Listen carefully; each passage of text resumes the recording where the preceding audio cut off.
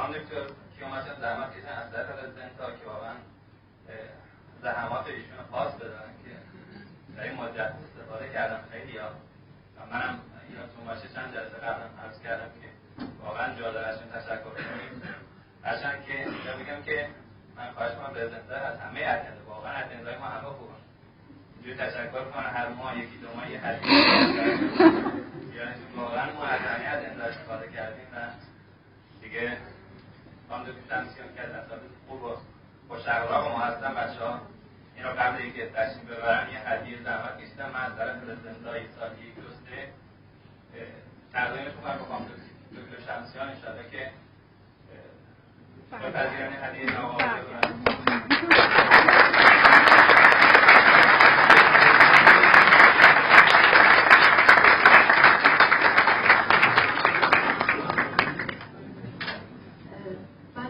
خودتون شروع میکنم. واقعا از همه همکاران کمال تشکر و سپاسگزاری دارم.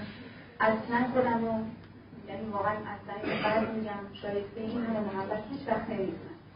همیشه هم واقعا فکر میکنم مهر و محبتی که نصیب هر انسانی میشه لطف خداست و خوشبخت کسی که واقعا این مهر و محبت نصیبش میشه.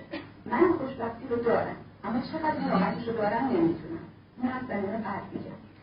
از همه اساتید هم تشکر میکنم و همیشه به من درس بزرگی رو از اونا اگر دارم آموختم و آرزو میکنم همه اساتید من آقای دکتر عزیزی، آقای دکتر قفرانی، آقای دکتر فخرایی و خانم دکتر عزیز، خانم دکتر امانی که اینجا حضور ندارن، اساتید دیگه آقای دکتر سنگری و همراهی خانم دکتر جدلی که افتخار شاگردیشون همیشه داشتن و همه اساتید دیگه از صمیم قلب آرزو میکنم همیشه عزت و پایداری نصیبشون باشه و همیشه در سلامت به سر ببرن و آرامش ممکن در وجود همه اساتید باشه.